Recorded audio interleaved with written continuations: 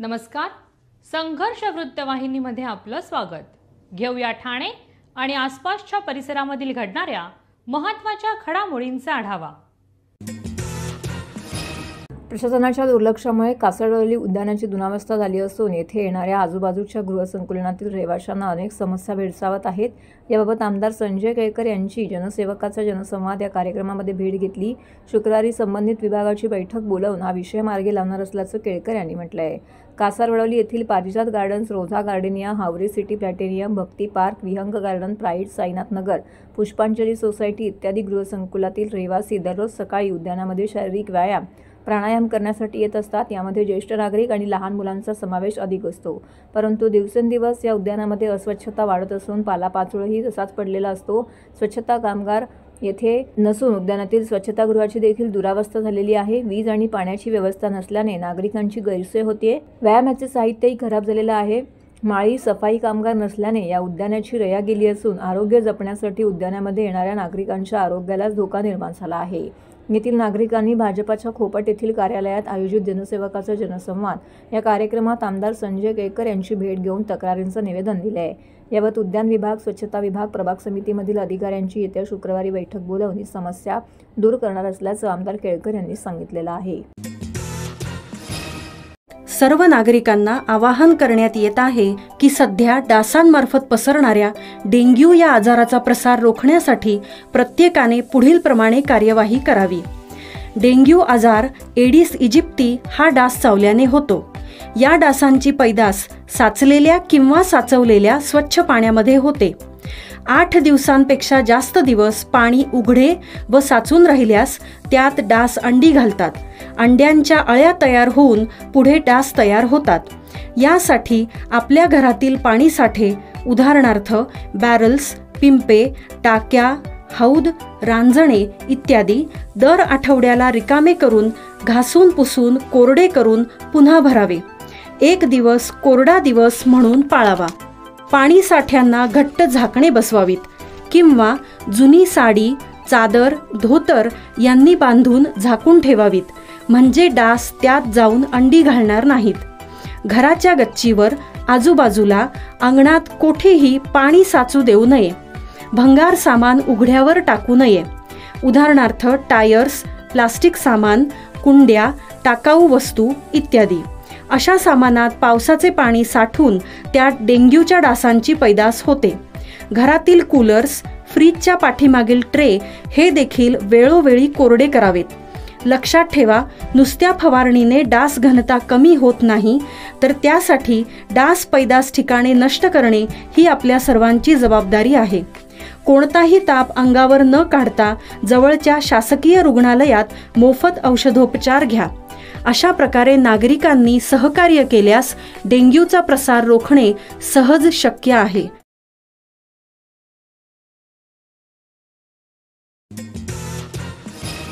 ठाणे महानगरपालिका आणि ज्येष्ठ नागरिक संघ मध्यवर्ती समिती ठाणे यांच्या संयुक्त विद्यमाने गडकरी रंगायतन येथे जागतिक ज्येष्ठ नागरिक दिनाच्या निमित्ताने कार्यक्रमाचं आयोजन करण्यात आलं होतं. या कार्यक्रमास खासदार नरेश म्हस्के प्रमुख पाहुणे म्हणून उपस्थित होते. ज्येष्ठ नागरिक हा अनुभवाचा ठेवा असतो.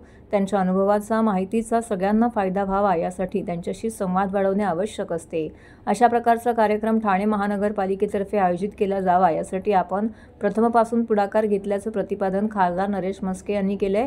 त्यांनी तसेच जीवनाच्या प्रत्येक वळणावरती लढा देणाऱ्या ज्येष्ठ नागरिकांचा प्रत्येक शब्द हा अनमोल असतो असंही खासदार नरेश म्हस्के यांनी सांगितलं. या प्रसंगी माता पिता आणि ज्येष्ठ नागरिकांचा निर्वाह व कल्याण अधिनियम 2007 या कायद्याशी निगडीत अनुभवाचे विवेचन उपायुक्त उमेश बिरारी यांनी केले.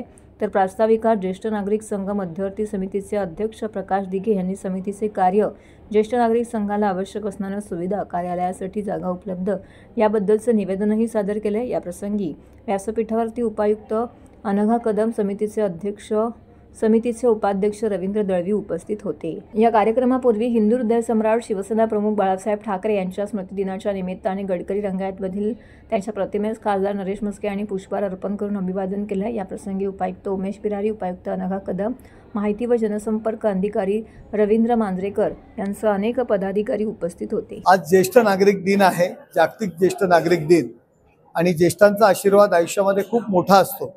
कारण त्यांनी बोट धरून आम्हाला चालायला शिकवलेलं आहे आणि पुढे आम्ही सुद्धा ज्येष्ठ होणार आहोत. आणि म्हणून या ज्येष्ठ नागरिकांच्या कार्यक्रमामध्ये त्यांना शुभेच्छा देण्याकरता मी आलेलो आहोत. त्यांचं आयुष्य अधिक सुखकर आणि समृद्धीचं आणि शांततेचं जावं अशा पद्धतीने प्रत्येक तरुणांनी वागलं पाहिजे, प्रत्येक पाल्यांनी वागलं पाहिजे आणि ती आपली जबाबदारी आहे. ती जबाबदारी आपण पार पाडली पाहिजे. हिंदू हृदय सम्राट शिवसेना प्रमुख बाळासाहेब ठाकरे यांच्या अभिवादनाचा कार्यक्रम आम्ही ठाण्यात सुद्धा आयोजित केलेला आहे. बऱ्याच ठिकाणी आम्ही कार्यक्रम आयोजित केलेले, त्या ठिकाणी आम्ही त्यांना अभिवादन करणार आहोत. कामगार कवी अशी सर्वसामान्य ओळख असलेले पद्मश्री नारायण सुर्वे यांच्या जन्मशताब्दी निमित्त 22 नोव्हेंबर रोजी ठाण्यातील मराठी ग्रंथ संग्रहालयाच्या सभागृहामध्ये साहित्य विचार जागर या कार्यक्रमाचं आयोजन करण्यात आलं असून या कार्यक्रमामध्ये प्रज्ञा पवार, नीरजा छाया कोरेगावकर, कविता मोरवणकर, सुरेखा पैठणे, अनिता भारती, बबन सरवदे, शिवा इंगोले, शिवराम सुखी इत्यादी मान्यवर कवी आपली एक आणि नारायण सुर्वे यांची एक अशा प्रत्येकी 2 कविता सादर करणार असल्याची माहिती कामगार कवी नारायण सुर्वे जन्मशताब्दी महोत्सव समितीचे अध्यक्ष ज्येष्ठ कामगार नेते राजन राजे यांनी पत्रकार परिषदेमध्ये दिलेली आहे. धर्मराज्य कामगार कर्मचारी महासंघाच्या कार्यालयामध्ये ही पत्रकार परिषद आयोजित करण्यात आलेली होती. यावेळी समितीचे निमंत्रक कॉम्रेड डॉक्टर उदय चौधरी, ॲडव्होकेट नाना आहिरे, कॉम्रेड अविनाश कदम, आंबेडकरी विचारवंत आनंदा होवाळ इत्यादी मान्यवर मंडळी उपस्थित होती. दरम्यान 22 नोव्हेंबर 2025 रोजी होणाऱ्या कविवर्य नारायण सुर्वे यांच्या साहित्य विचार जागर या कार्यक्रमाचं सूत्रसंचालन कवी अरुण म्हात्रे करणार असून महाराष्ट्र राज्य लालबावटा शेतमजूर युनियनचे कार्याध्यक्ष राम बहाते यांची प्रमुख उपस्थिती असणार आहे. तर नारायण सुर्वे यांच्या कविता आणि विचार या विषयावरती ज्येष्ठ आंबेडकरवादी विचारवंत अर्जुन डांगळे हे आपले मनोगत व्यक्त करणार आहेत. यावेळी एका लघुपटाच्या माध्यमातून कविवर्य नारायण सुर्वे यांचा जीवनपट उलगडून दाखवण्यात येणार असल्याची माहिती समितीचे अध्यक्ष ज्येष्ठ कामगार नेते राजन राजे यांनी पत्रकार परिषदेमध्ये दिली आहे.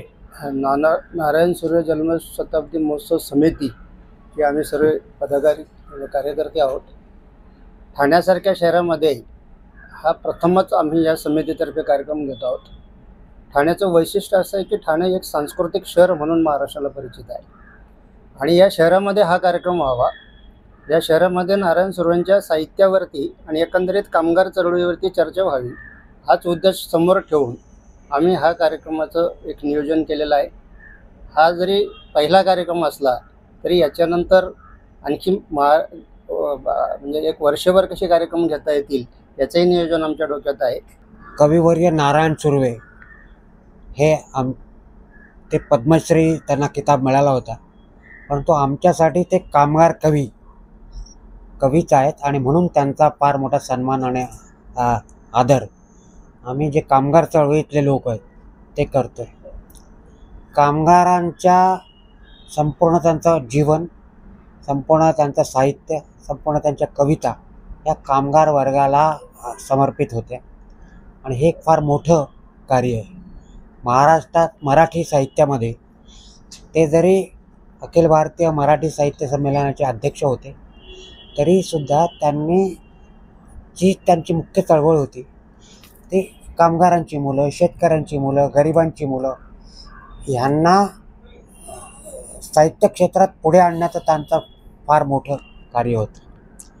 त्यांनी अनेक संस्थाही काढल्या, त्या हे सांगतील, परंतु ते म्हणजे कष्टकरी वर्गाच्या विचाराशी आणि मुख्यतः मार्क्सवादी विचारांशी संलग्न असलेल्या लोकवाङ्मयगृह, प्रकाशनगृह ह्याचे ते अनेक वर्ष डायरेक्टर होते, संचालक होते. पहिल्यांदा जो कामगार कष्टकरी वर्गाचा साहित्यिक निर्माण झाला आणि त्यांचा जो प्रवाह आला त्यातले नारायण सुर्वे एक प्रमुख कवी म्हटले जातात.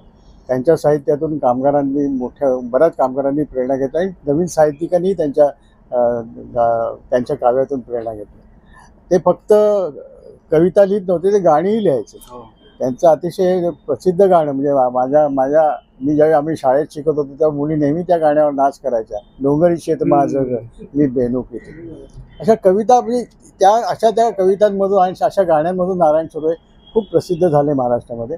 आणि पहिल्यांदाने महाराष्ट्राला कामगार वर्गाचं जीवन काय आहे, कामगार वर्गाचं जगणं काय हे कळलं. नारायण सुर्वे ह्या कामगार चळवळीशी संबंधित होतेच, पण त्याचबरोबर ते साहित्यिक ज्या संस्था होत्या त्याच्यामध्ये प्रगत साहित्य सभा असेल किंवा आणखीन संस्था होत्या त्या सगळ्या संस्थांची परभणी साहित्य संमेलनाचे अध्यक्ष म्हणून तर अशा अनेक साहित्य संस्था पण त्यांनी काढल्या. शलाका प्रकाशन त्यांनी स्वतः काढलं होतं. तसं लोकवाङ्मय गृहाचे ते डायरेक्टर होते. अशा तऱ्हेने साहित्यिक चळवळीला कामगारांच्या बाजूने हस्तक्षेप करणारा एक महत्त्वाचा कवी म्हणून आम्ही त्यांचं जन्मशताब्दी वर्ष साजरं करत आहोत. येत्या 22 नोव्हेंबर रोजी मराठी ग्रंथसंग्रहालय ठाणे संध्याकाळी 5 ते रात्र 9 वाजेपर्यंत हा कार्यक्रम होईल. ज्यात यापूर्वी सगळ्या मंडळींनी सांगितल्याप्रमाणे एक काव्य संमेलन होईल. त्यांची एक जीवनी किंवा जीवनपट ज्याला आपण म्हणतो डॉक्युमेंटरी ते एक अर्ध्या पाऊण तासाची ती सगळ्या जनतेसमोर जाणीवपूर्वक मांडण्यात येईल. तर यातनं जो आम्हाला जागर करायचा आहे साहित्यिक ह्या जागरातून त्यांचे विचार लोकांपर्यंत न्यायचे आहेत की या काळाला त्यांचे विचार त्यांचं कार्य त्यांचे साहित्यिक विचार अत्यंत सुसंगत आहेत, कालसुसंगत आहेत आणि त्याची फार मोठी गरज कधी नव्हे एवढी त्यांच्याच जन्मशताब्दी वर्षात निर्माण झालेली आहे. आणि ती गरज मानसिक गरज वैचारिक भूक भागवणं हा आमच्या त्या सगळ्या कार्यक्रमाचा मोठा उद्देश आहे. आणि जसं उदयजींनी सांगितलं किंवा इतरांनी सांगितलं की तरुण मंडळींपर्यंत हा सगळा ध्यास गेला पाहिजे. जेव्हा कामगार चळवळीवर तळागाळातल्या चळवळीवर मोठा हल्लाबोल होतो आहे, कायदे बदलले जात आहेत. तुम्ही पाहिलं असेल कामगार क्षेत्रात पहिल्यांदा शेतकऱ्यांवर हल्लाबोल झाला. 3 काळे शेतकी कायदे आणून त्यावर मोठं आंदोलन झालं, शेकडो बळी गेले. आता कामगारांवर 4 कामगार संहितांची ओझं लादलेलं आहे. त्यानंतर पुढे आता श्रम शक्ती नीती 2025 आलेली आहे. त्याच्यात कशाचा उद्घोष आहे तर तुमची मनुस्मृती. आम्ही मनुस्मृती जाळली आणि गप्प बसलो. यांनी पुन्हा ती पानं जाळलेली गोळा करून नवीन त्याची पुनर्बांधणी केली. मनुस्मृती, याज्ञवल्क्य स्मृती, तुमची नारद स्मृती आणि शुक्रनीती आणि काय अर्थनीती अशा सगळ्या गोष्टी घेऊन एका नीतीची जाणीवपूर्वक ते मांडणी करताय जेणेकरून भारतीय राज्यघटनेला कुठेतरी तिची अवहेलना करता येईल, तिला बाजूला सारता येईल अशा पद्धतीच्या देशात कामगार क्षेत्रावर घाला करून प्रयत्न आहे. कामगार शेतकरी या देशाच्या संपत्तीचे निर्माते आहेत आणि त्यांनाच कुठेतरी दडपून टाकायचं या पद्धतीने जेव्हा हे वातावरण या देशात उभं राहिलेलं आहे, ही भांडवली व्यवस्था किंवा कॉर्पोरेटिव्ह टेररिझम ज्याला आम्ही कंपनी दहशतवाद म्हणतो, त्यावेळेला तर नारायण सुर्वेंचे विचार हे फारच सगळ्याला मार्गदर्शक आणि या सगळ्यावर कशा पद्धतीने हा सगळा हल्ला परतवायचा आणि पुन्हा एकदा कामगार विश्वातली चळवळ पुन्हा उभी करायची, पुन्हा कामगाराचा आवाज शेतकऱ्यांचा आवाज उभा करायचा, हे त्यातनं मार्गदर्शन त्यातनं व्हावं. केवळ मनोरंजन किंवा त्याला केवळ साहित्यिक मूल्य म्हणून आम्ही हे बिलकुल करत नाही आहोत. त्यातनं सगळं समाज मन जागृत व्हावं आणि या सगळ्या आपल्यावर तुटून पडणाऱ्या आपलं शोषण करणाऱ्या ह्या व्यवस्थेत आमूलाग्र बदल व्हावा या दृष्टीने मग एक विचार प्रवाह निर्माण व्हावा असा आमचा प्रयत्न आहे. भातसा नदीतून उचलण्यात येणाऱ्या पाण्याची दररोज मोठ्या प्रमाणामध्ये चोरी होत आहे. पिसे ते टेमघर या दरम्यान ही पाणी चोरी होत असून या संदर्भात पत्रव्यवहार करूनही मोठ्या प्रमाणामध्ये मलिदा मिळत असल्याने अधिकारी कारवाई करत नाहीत असा आरोप येत्या आठवडाभरामध्ये संबंधित अधिकारी आणि पाणी चोरणाऱ्यांवरती गुन्हा दाखल करून ही पाणी चोरी थांबवावी, अन्यथा सदर ठिकाणी जाऊन पाणी चोरीसाठी लावण्यात आलेले टॅप उखडून लावू असा इशारा राष्ट्रवादी काँग्रेस शरदचंद्र पवार पक्षाचे जिल्हाध्यक्ष मनोज प्रधान यांनी पत्रकार परिषदेमध्ये दिला आहे. गेल्या काही महिन्यांपासून ठाणे शहरात मोठ्या प्रमाणामध्ये पाणी कपात केली जाते. या पाणी कपातीमागील कारणांचा शोध घेण्यासाठी राष्ट्रवादी काँग्रेस शरदचंद्र पवार पक्षाने एक समिती नेमून पाणी गळती आणि पाणी चोरीचा शोध घेण्याचा प्रयत्न केला आहे. त्या समितीच्या पाहणीमध्ये हा प्रकार उघडकीस आला आहे. त्याची माहिती मनोज प्रधान यांनी पत्रकार परिषदेमध्ये दिली आहे. यावेळी शहर कार्याध्यक्ष प्रकाश पाटील, युवक कार्याध्यक्ष राजेश कदम, मकसूद खान उपस्थित होते. प्रधान पुढे म्हणाले की ठाणे महानगरपालिका क्षेत्राचा पाण्याचा पुरवठा कमी करण्यासाठी भातसा नदीवरील पिसे येथील लघु धरणातून पाणी उचलून ते टेमघर येथील जलशुद्धीकरण केंद्रात आणण्यात येते.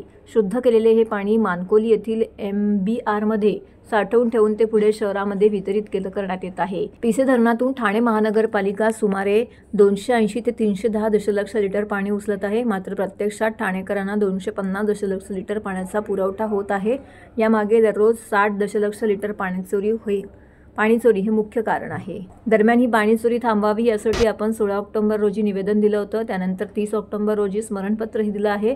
मात्र अद्याप कारवाई करण्यात आलेली नाही. दररोज होणाऱ्या 60 दशलक्ष लिटर्स पाण्याची चोरी रोखली तर एका विभागाची पाणी टंचाई कमी होऊ शकते. त्यामुळे संबंधित अधिकारी आणि पाणी चोरणाऱ्यांवरती गुन्हा दाखल करून येत्या आठवडाभरामध्ये जर ही बेकायदेशीर पाणी चोरी रोखली नाही तर सदर ठिकाणी जाऊन सर्व टॅप उखडून लावू असा इशारा मनोज प्रधान यांनी दिला आहे. शहरात रोज जेव्हा फिरतो, लोकांना भेटतो, लोकांचं एकच म्हणणं आहे की साहेब आम्हाला पाणी मिळत नाही, आम्हाला पाणी मिळत नाही, आम्हाला पाणी मिळत नाही. म्हणून आम्ही एक समिती गठीत केली राष्ट्रवादीच्या कार्यकर्त्यांची आणि पहिला जो भातसा म्हणजे पिशे ते टेमघर ही जी रॉ पाण्याची लाईन येते त्याच्यावर आम्ही पहिले संशोधन केलं. तिथे मोठ्या प्रमाणात पाणी चोरी होत आहे.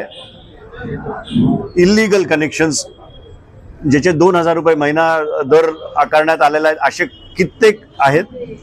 जिथे 2 इंचाची लाईन देण्यात आलेली आहे तिकडे जागेवर गेलं तर 6 इंचाची लाईन देण्यात आलेली आहे.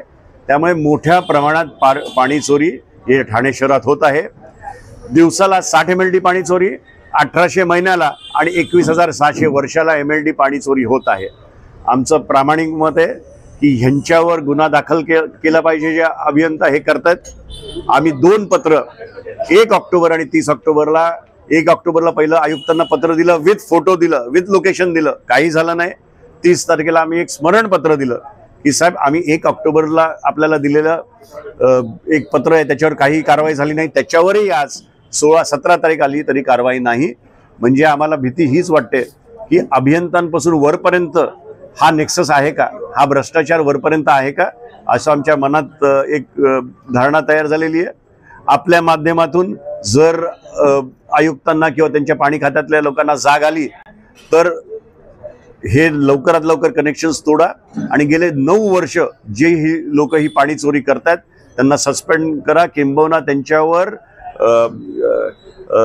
BNS अंतर्गत चोरीचा आरोप तुम्ही टाका, त्यांना अटक करा आणि जे कनेक्शन्स आहेत त्या 9 वर्षाची रिकव्हरी लवकरात लवकर काढा. आम्हाला या ठाणे शहरात राष्ट्रवादी येणाऱ्या निवडणुकीमध्ये आमचा अजेंडा एकच असेल, टँकर फ्री ठाणा हा आमचा सर्वात मोठा मुद्दा आहे आणि त्याच्याकडे हे पहिलं पाऊल आज आम्ही टाकलेलं आहे. जर आयुक्तांनी ह्या 3 दिवसात 4 दिवसात हे केलं नाही तर आमचे कार्यकर्ते घेऊन आम्ही जागेवर जाऊ आणि हे इल्लीगल कनेक्शन्स तोडून टाकू. हे ठामपणे आपल्या माध्यमातून मी सगळ्यांना सांगू इच्छितो. तर हे होतं संघर्ष वृत्तवाहिनीचं आजचं बातमीपत्र. उद्या पुन्हा भेटू याच वेळी याच ठिकाणी ताज्या घडामोडींसह. तोपर्यंत नमस्कार.